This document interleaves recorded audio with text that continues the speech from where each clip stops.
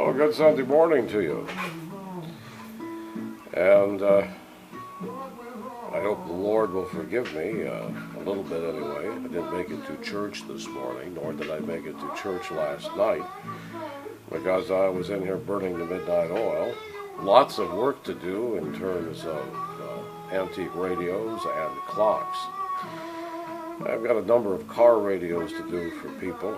Most of the work that I do on car radios comes from the upper Midwest. And these guys and gals like to drive their cars more than 4 months out of the year. However, up here it seems like winter goes on for about 8 months. So it's kind of nice to have some tunes to cruise to and have a clock to look at and see what time it is, so you can make it to the drive-in before it closes at 8 o'clock. And a lot of these people take their vehicles to car shows. We just had one down in Iola, internationally known. I guess it was last weekend, maybe the weekend before, I lose track. And a lot of the judging, of course, is done, and I know this because I used to restore antique cars, particularly Oldsmobiles, Rocket 88s, and occasionally a Buick would slip into the stable. Anyway, this is part 5 of the restoration of this 1951 Pontiac radio sent to me by a customer from Carroll, Iowa. And the capacitors have all been replaced. Necessary resistors have been replaced. One of the things that does concern me a bit about this radio, maybe not right now, hopefully not now, and hopefully not down the line, are these two IF transformers. These were developed just after World War II. They're compact in size, and I think that was one of the reasons they were developed, to go into the smaller table radios and radios like this. They have a tendency to pick up what is known as silver mica disease. And what that sounds like is a thunderstorm in the background with the volume control turned up. They are rebuildable. There are some very good videos on YouTube as to the process to take to rebuild these. I have rebuilt them with success. And occasionally on eBay they will show up as new old stock, but they do usually command a pretty good price. I've taken them off of old sets. If you take one off of an old set, it's probably going to go bad anyway. So, oh, by the way, we're digging on some blues again this morning here in the shop off of Sirius XM, B.B. King's Bluesville. And I think we're listening to a segment they call Acoustic Blues. Let's just turn it up a bit.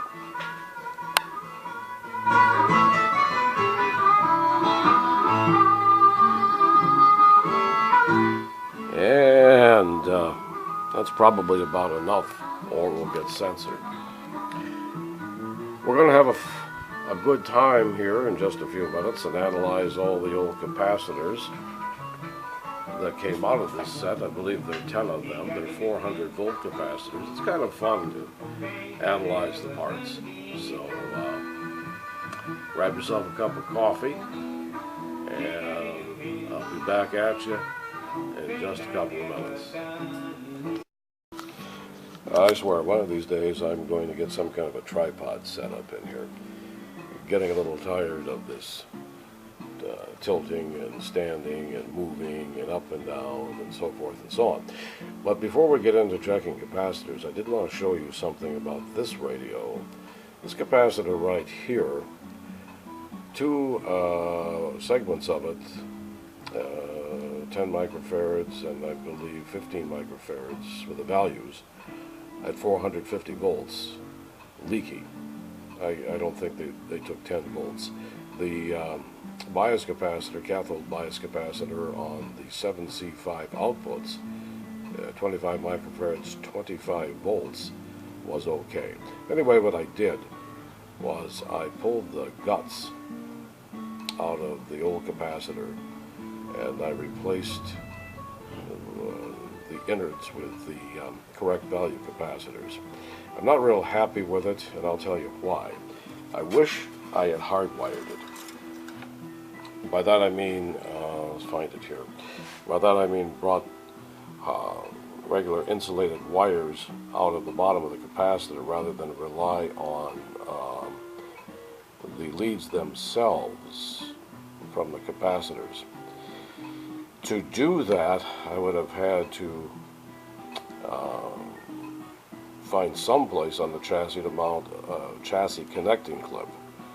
And trying to find a place for a chassis connecting clip is like, with a limited space here, is like a Neanderthal trying to stand up in an igloo, next to impossible. So, but I will come up with something because I don't like it. It will work. I used black tape around the leads, and I make sure this radio works. I'll put some epoxy in there for better solidification. What I used to do was remove the old can completely, and then down in that chamber, more or less stuff, if you will, and hold in place with electrical tape, electrolytics. Because those capacitors, the can capacitor is virtually impossible to find, and if you do, I guess there are a couple of outlets I have found, but they're quite expensive. So anyway, just wanted to bring you up to speed on that. Okay, we're going to check a few of the electrolytic, a few of the couplings and bypass capacitors that came out of this radio, and we're going to use this little Heath kit that I bought. Always wanted one of these. Never wanted to pay the eBay price. Was at a garage sale here a few weeks ago, and there were a few pieces of test equipment, and this one, and this was reasonably priced at $10. Normally I don't go to garage sales, because unless they're selling a bunch of junk, a lot of people think what they have is worth gold, and they'll ask you to make an offer. And when I see that, I just walk away. But like I said, $10, not bad. There was a fuse that had been taken out and put someplace else, I guess, and also the 6U5 was missing, so I had to rob one out of a Zenith, which seemed like a sacrilege, and I'll be replacing that later. I do have the LC76 Sencor, which I do use on occasion. A pretty sophisticated piece of equipment, and those of you who have one know what I'm talking about. But anyway, I'm going to try and get up as close to the green eye as I can and do it in focus here so you can see it. I realize that shadow might be kind of hard to see, and I think I'll just douse some lights in here too, because we really don't need those for what we're doing.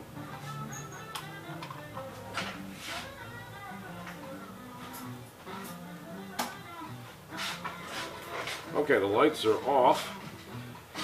So let's sit back and analyze a few capacitors. I believe I said that these are all 400 volts. I'm not going to bother with measuring the capacitance because that's really not important. And I'll say this too about the Heathkit capacitor checker.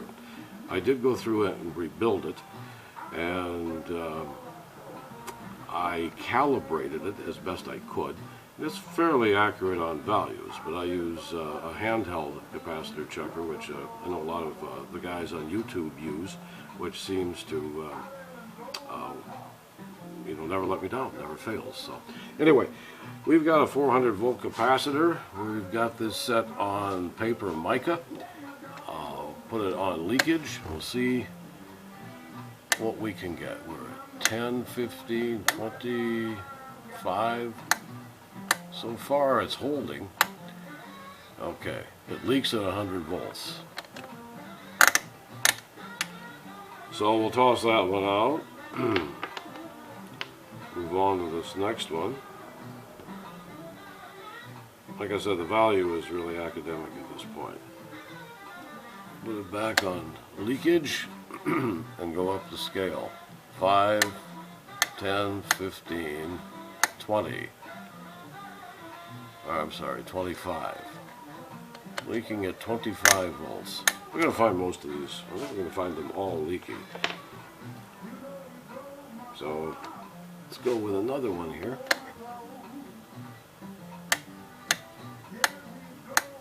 Oh, it's like 50 volts. The thing about this capacitor checker, when you are analyzing capacitors, you always want to discharge the capacitor so you don't get a nasty shock, because it will put up to 600 volts DC. That doesn't feel too good. It's trying to charge. It's leaking at 25 volts.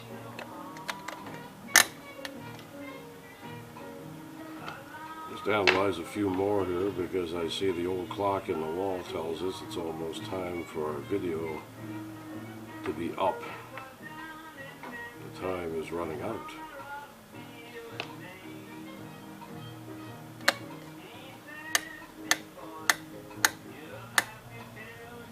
That leaks at 50 volts. I'm going to move on to the buffer condenser. The buffer condenser goes between the output leads of the power transformer on the set, and it's rated at 1600 volts. It's a .006 capacitor, and some of these ends I did clip fairly short, so hopefully we get a good connection. Okay, remember this is the buffer, and it's rated at 1600 volts. We're going on up at 100, 150, 200, 250. Trying to charge a bit there, not going to make it at 350. The buffer condenser, 1600 volt rating, leaks at 400 volts.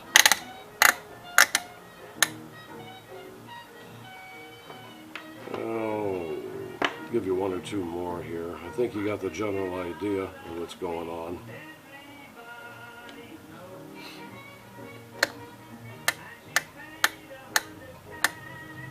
Yeah, leaks at 50 volts.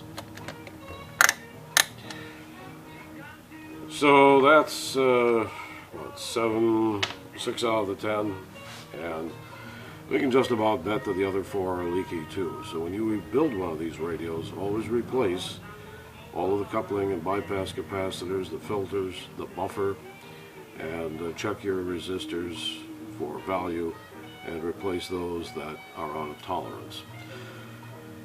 I'm going to take a break and do some preliminary testing on this radio, see if it works. If it does, go ahead and do the alignment.